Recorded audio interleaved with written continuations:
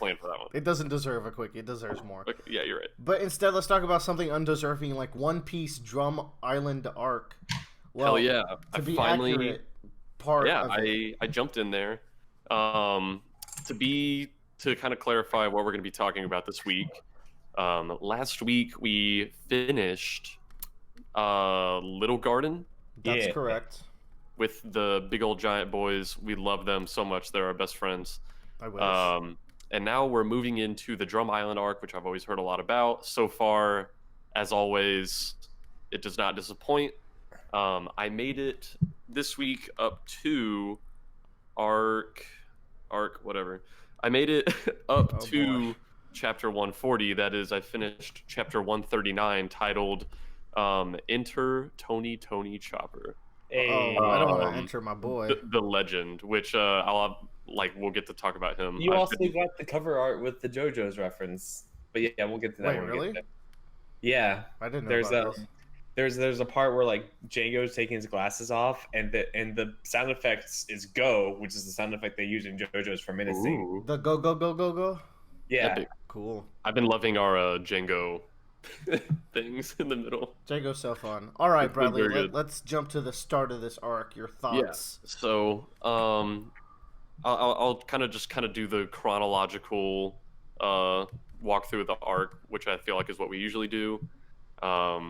We start off and like I always take notes when I read, and I always find that it only takes a few pages into my reading before I start taking notes on stuff I like. Pretty much immediately after we leave Little Garden, Nami gets sick, and I think she's actually getting sick as they are sailing away. Yeah. And man, Oda, we've talked about it before, how Oda does such a good job at showing how necessary every member of this crew is, like especially in combat, when it comes to gathering information, stuff like that. Even the likes of Usopp, he's had his moments where he got to be the hero. And man, like when Nami gets sick, you really realize how necessary she is. Shit just falls apart. They don't know where they're going. They wouldn't have known this fucking cyclone was gonna kill them. Like everyone kind of has some kind of crisis where they need her on the boat, and she's kind of out of commission. And I just like that Oda always takes these moments to remind us that like nobody here is a fluff character. Like we need all of these people. I think Nami in particular is just so important. Like, Yeah, they would have never even got here without her. Yeah, I think she's like arguably the most or second most important character of the crew outside of combat. I think her and one other character that comes up later. Yeah. Yeah, because like without her they can't sail, and if you can't sail, Mhm. how are you gonna be pirates? You're not just gonna die. You're just gonna die. Okay, It's that meme. I So- guess I'll just die. I guess I'll just die.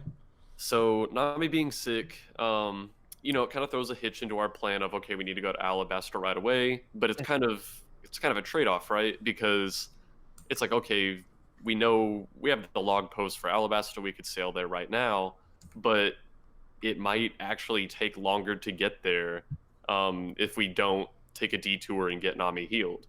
So we're like, you know what? Guy. Yeah, we're gonna go save Nami. And So we reading need- through this with you, I really like how Vivi handles this as well. Mhm. That was really Yeah. important. You probably have some notes on that. like she really like has to the entire crew. This was kind of a hard call to make, right? Because Yeah. this is the most important thing to them right now. They have to get her back to her kingdom. They have to get Baroque works off their back.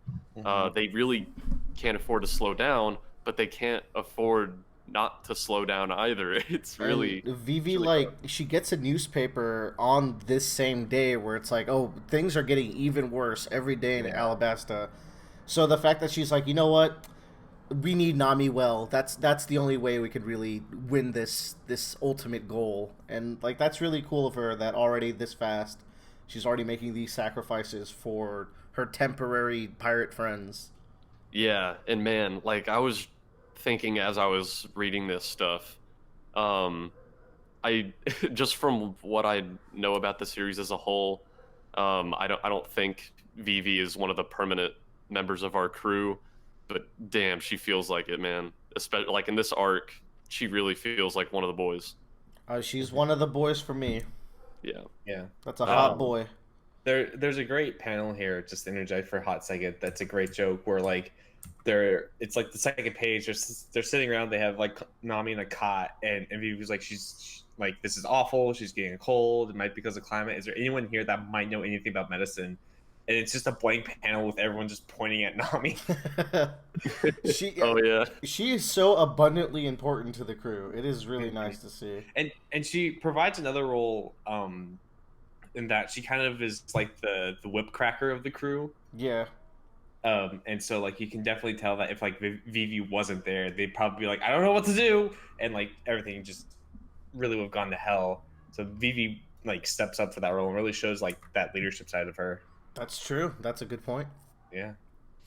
All right.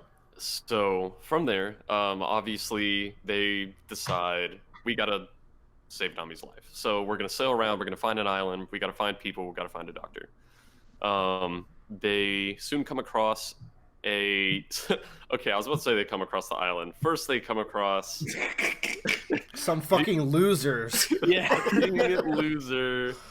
Okay? I feel like I'm gonna butcher this pronunciation like I did Lugetown, Roogetown, Logtown. We don't I'm talk sure about people are that. mad about that. Yeah. Wapole? Wapple.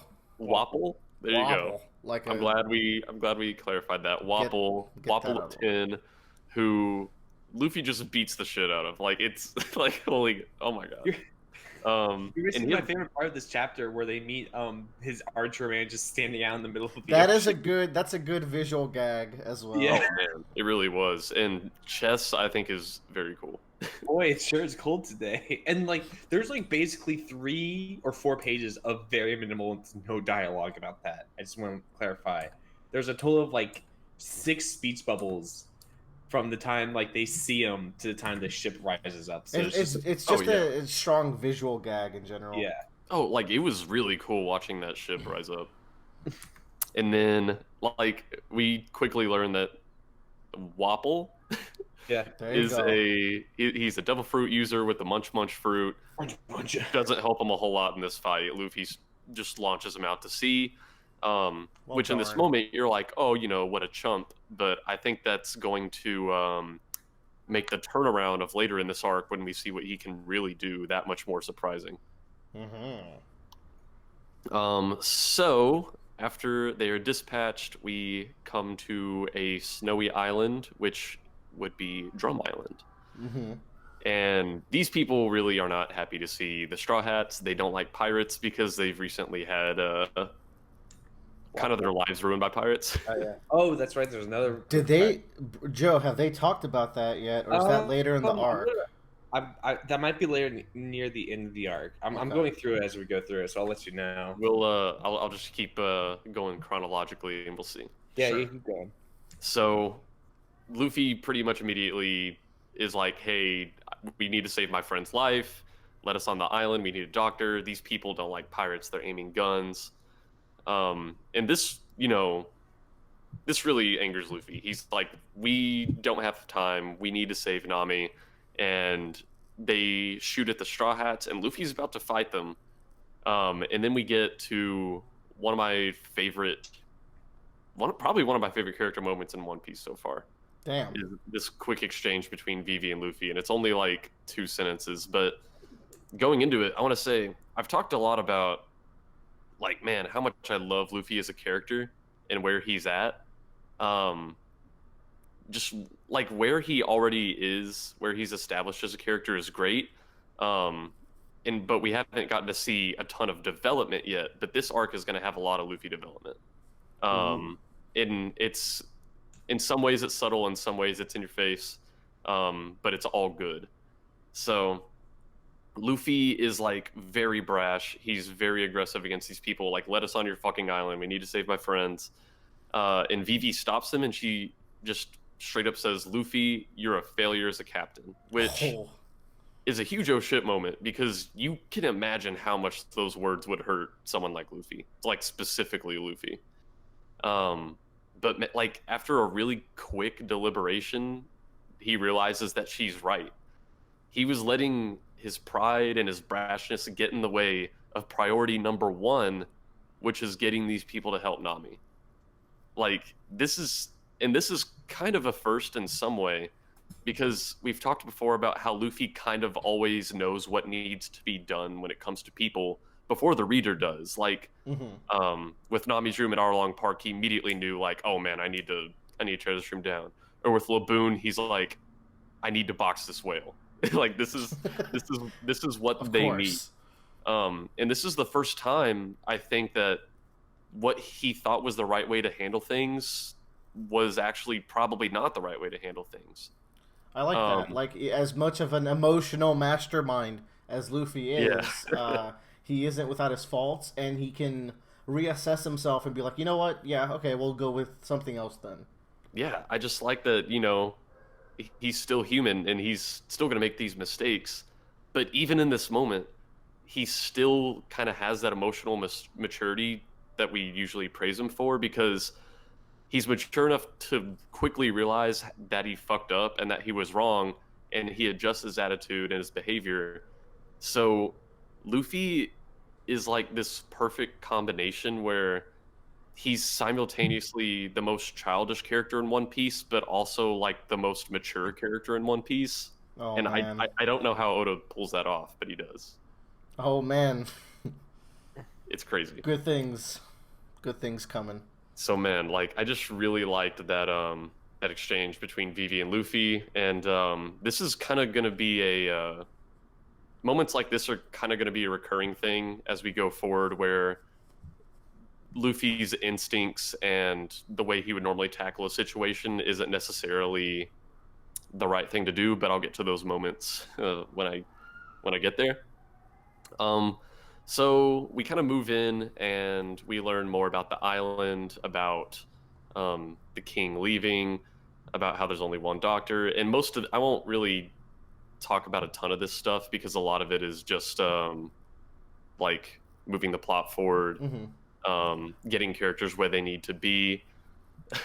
Zoro goes for a swim, and man, I totally forgot about him until he showed up again. Yeah, he's sitting this one out. But I thought the timing was perfect whenever he does get back in the picture. Um, so One yeah, one thing I really like that you just mentioned is they're looking for a doctor and they come to the place with the most doctors ever, but they just got there where none of the doctors are available now. yeah, this is like it was at one point like the most medical sciencely advanced island in the world. I butchered whatever that phrase I was trying to say was, but It was something. like at one point this would have been the place to go if you had a sick person. Yeah, And just by a few months they missed all these doctors. bummer. So, but there is one doctor, and Luffy is like, okay, we got to go see this doctor, who is the old hag. She's getting up there, but she has some secret to her young skin, I'm sure, that she's itching to tell people. Oh yeah, So Luffy sets out with Sanji to carry Nami up the mountain, and this sets up for a lot of really good moments. Um, obviously, obviously everyone in the Straw Hats is concerned for each other's safety, but Sanji is like, Nami is my first and second and third and fourth and fifth priority. yeah, Um, and Luffy really cares about her too.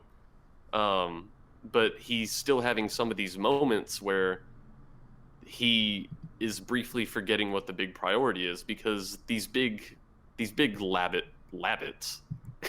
rabbits, lupins, I think they're called. Lapons maybe. I don't know.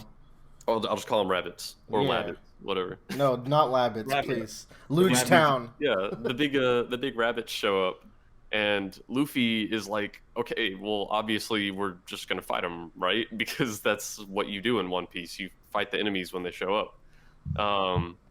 But Sanji stops Luffy, and he's like, you're doing it again. Like you can't forget Nami. She's the most important thing right now. And with both these rabbits and later with Wapol, Luffy kind of just has to dodge instead of fight, which I feel like goes very against his instincts. But And it I does think it. I think it's interesting to see Luffy kind of struggle with this. Um, this whole setup with Luffy and Sanji going up the mountain is probably like it's one of my favorite things of One Piece you've gotten to so far. Where on one hand you have like Luffy and Sanji are like cracking jokes and making small talk early in the journey. And like I feel like this is just a really good bonding moment where it's just the two of them taking care of Nami and their personalities bouncing off of each other with a goal on like Luffy's back that makes the action a little more interesting. Just overall really good. Yeah, it really is a good sequence because, like, there's nothing like in the several pages where that's kind of going on, like the very first part of their trip. There's nothing like bombastic going on. You're right, like they're just kind of talking back and forth, and like this is One Piece, so it's really entertaining. Yeah, they're like One Piece characters don't always get to just have a moment where they're shooting the shit, so Yeah, to say. So it's really good when they do. yeah, and Oda's just a very naturally funny person, so Hmm. anything characters are saying in those moments is usually really Like them, nice. dodging the rabbit while they're just continuing on their conversation. Yeah, Yeah, they that's really really do. They fun. they just don't give a fuck. And Sanji's just like fucking. Yeah, it's like it takes like a couple attacks before Sanji even Or like considers it. they're holding a conversation. This rabbit's just happening in the background, and then you just like you just get pissed off of it. It really kind of just shows like Sanji's like a really cool person. Like he's pretty level headed, but he has that breaking point and just can just knock it out. I feel, Yeah. which is very opposite of Zoro, where I feel like Zoro can be very hot tempered at times, but then cools down as things continue forward. Yeah. I think So so. Sanji explodes while Zoro internalizes. Yeah, Zoro becomes more focused. and Zoro more, Zoro seethes while Yeah. Sanji explodes. Because Sanji's gonna yell, but like with Zoro, like at the end of Little Garden, he took out all that anger and he's like, I need to just train all night. yeah. And like it really says a lot about Oda how all these different characters handle the same emotions in very different ways. Hmm. So they continue their trip up the mountain. Very, very short thing I'll talk about. It's not huge, but I still enjoyed it, so I took a note on it. Is where Luffy, obviously they are dodging, not hitting the big rabbits. After the avalanche, there's a little one, and its mother's trapped in the snow, and Luffy pulls it out. They're very grateful. And then later on, these rabbits come to the rescue for Luffy and them, which I feel like some people out there are like, oh, cliche friendship shit.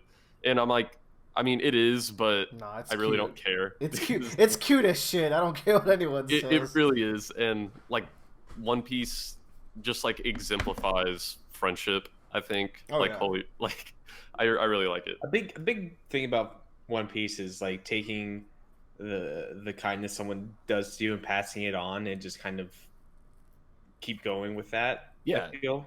You're totally right. Like what Luffy did with these rabbits is what he does with I feel like pretty much everyone's life that he touches. Like they see this person that Luffy is, and I don't know, he changes them on fundamental levels, and they don't all change in the same way, but It's almost like a secondary ability where he makes friends and allies very naturally. friend fruit. Yeah. Friend fruit is a secondary fruit. The avalanche sequence I just think is just really good. The tension Well- is nice. Yeah. Like the decisions to like I think Sanji has like a little self-sacrifice moment here. Yeah, he breaks his back saving Luffy and Nami. Yeah, he kicks them away, and then like Luffy tries to grab him and just gets the glove. Oh, That's that just was not raising the tension of this. What started off like a pretty chill hike up the mountain. Now Yeah. Nami is dying and Sanji is dying. Yeah. An avalanche just happened. A little bit before this, there was one other thing that I was noticing. This is your first encounter with a different type of devil fruit called a Zoan fruit. Where Ooh. you notice I don't- that, yeah, Dalton before this turns into a bison. Oh yeah, they did mention the word Zoan. Yeah. Right. Yeah. Yeah, it said it's a fruit of the Zoan family. So thoughts Mhm. on that? So he turned into a bison man. Yeah, so I was even kind of thinking about this, how it differs between other kinds of devil fruits we saw, because it's not it's like transformative, but it's not transformative in the same way that the gum gum fruit or the munch munch fruit are. Right. I will need to see more of them, but Oh I man, mean, you're gonna every see fruit I've seen more. so far has been cool. This is the big introductory arc to that kind of fruit. Nice. This, And I think, because we got introduced to Luffy's a paramecian, yeah, right? as you'll And find then out in a bit. yeah, and then Smoker's Logia. Logia, yeah. And so like this is kind of like the final like fruit form, Yeah. essentially. So I'm going through this with y'all, and you kind of skipped over a portion, Bradley, that I'm surprised about, which is the introduction of Dr. Curaria at the other town over. He talked it a little bit. Oh, you did? Okay, Just because like, I just want to talk about real quickly that I fucking love her design. oh, I she think looks rad. she's rad. She's so cool. My favorite thing about her introduction, or really anytime she's on screen, is just people will say like anything to her, and she's like, "Oh, you want to know the secret of why I look so young?" Yeah. It's a good gag. I just like how greedy she is, where she's like, "You remember this for the rest of your life," as she like runs away. Yeah, Good. I like that. she is quite the character. I believe this brings us to where Wapol confronts them right after Sanji's avalanche Yes, fall. up on the mountain, and man, like Wapol is way less of a chump than he was a few chapters ago, because like the avalanche falls on the village, and his mouth becomes like half the size of the village, and Oh, yeah. he swallows his comrades so he can spit them out safe. And holy shit! And then he starts fighting Luffy, and he's able to like make his mouth become so big that Luffy mistakes it for a snowbank and almost runs into his mouth. Like, this Yeah, is yeah. man. I didn't think the Munch Munch fruit would be this cool, but I'm also not surprised because it's Oda. So It's even cooler, but that that secondary ability of just being able to stretch your mouth to that size, that's really cool. yeah, it's just like it lets me realize that man, I don't know, like Luffy's good, but maybe beating him again isn't going to be as easy as that first time. A lot of killer action shots here, like Luffy dodging the arrows with like a sideways flip, and the Lapon showing up and just smacking the shit out of Chess and Marimo. Oh yeah, I took a lot of pictures of panels I liked Oh because yeah. I feel like every 2 or 3 pages in One Piece, I'll take a picture of the page just because I love the art. Ooh, I think this leads us to the big moment for me of this section that we're in. Like probably my favorite, like I was saying, my favorite moment of One Piece you've reached to, which is Luffy climbing the mountain. Oh my gosh, like I got goosebumps. Like by the like Luffy is busting his ass. Oh yeah. Like by the time he gets to the top, his fingers are bleeding and he passes out. And we've seen how much stamina Luffy has. Like for this trek to do that to him is just a monument to how impressive of a feat this is. It's absolutely inhuman. Like when he drops Oh, yeah. Sanji and he has to stretch his head back to grab him. Like you could, oh man, I could feel that in my neck, man. Like Luffy really busts his ass here, and like I was gonna say, like Luffy will really go the extra mile, extra 10 miles for his friends, which like not that he hasn't before, like he always does, but man, This is something like because the moment where he reaches up is like such a serene moment too. Yeah. Where he sees the castle on top of the mountain. That's a really good 2-page spread. that 2 page spread, that's another picture I took. Holy crap. That's fucking gorgeous. That was a beautiful drawing. And But then yeah, he's like, "That's a pretty castle," and then just passes out. yeah, that whole climb sequence, like everything in this arc has just been making me love Luffy more. I feel like each arc, I love all the characters in every arc, but I feel like each arc kind of has like one or two it'll focus on more than the others. Yeah, for sure. You Hey, kind of get to jump around from like Zoro to Nami. Yeah. yeah, to each stuff arc like each that. arc gets to build on a character. Yeah, and I feel like we've really come back around to Luffy. Hey Joe, what you giggling about over there? Bradley, did you read chapter 139 or did you just stop like right at it? I read through chapter 139. I stopped right Okay, before. so I'm on the second page, and it's the picture of Usopp with what Just- what. Oh, it's from not Nami, from Vivi, fucking Vivi. Oh Hayes. yeah. He's just like, why is it's my face all swollen? it's frostbite. Yeah, frostbite. That's so cute. Wait, we're not gonna comment on Django's hard eyes. Yeah. Hard Oh, eyes, we're motherfucker. gonna comment. I was really ready to see what his genius disguise would be, and It's just taking off his things. it's pretty genius. We glossed over, but Chopper grabbing Luffy there, very nice. Yes, that's I think a Yeah, good enter insight to Tony who Chopper is. Oh man, Zoro recognizing Usopp just from the nose. Yeah, Mhm. but yeah. So this chapter, I have always heard of Tony Chopper. I've seen he's kind of one of the mascots of the series. Yeah. Yeah. But I've known nothing about him. I didn't know what was the deal with this guy. So far, in true One Piece fashion, I like him. He's very. Obviously I don't know a ton about him right now, but he's funny. He's different. He has something we really need to bring to the crew, Mhm. and he came at the perfect time story What wise. is this something? Being emergency food supplies? Yeah. Well, venison in the Yeah, winter. very good. Um, I really like his hiding technique of hiding opposite, Over like the on wall. the entryway. yeah, and that's probably the most personality we could see out of him in this chapter. But I think it says all you really need to know. He's I just think- he's just a fucking weirdo, and he's cute. I think him doing that's a good like representation of like who he actually is as a character, Yeah, you get a good read. because he's kind of cowardly, but he wants to do things like. Yeah. But man, looking at this old Chopper is kind of weird. Yeah, this is some nightmare fuel. Yeah, Like Chopper's design changes a lot over time. it does. It becomes Which a lot. makes sense too, because he can kind of change Yeah. form or whatever. But Yeah. Chopper, like kind of give you some pretense. Bradley to me is like one of those characters that can be very. He's a lot like Luffy, where you can kind of like misjudge him, but like he can come in clutch at some very crucial points. Oh, in yeah. the story. I'm very excited. He's and he's a cool man. dude. one really cool thing with this chapter that I didn't really expect is I had always seen this character on merchandise and stuff, but I've only ever seen him in like the default small reindeer form. I didn't know he had a devil fruit or that he could like go big and awesome.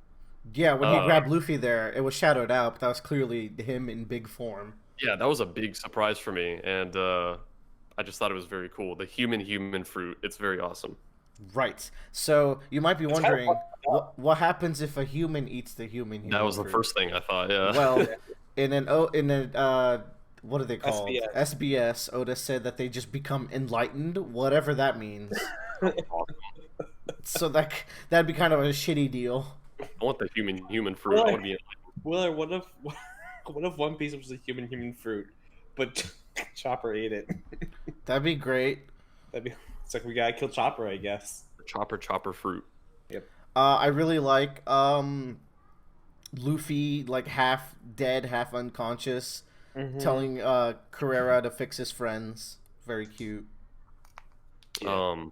And man, I never knew what this character even was. He's a blue-nosed reindeer. That's fun. Yes.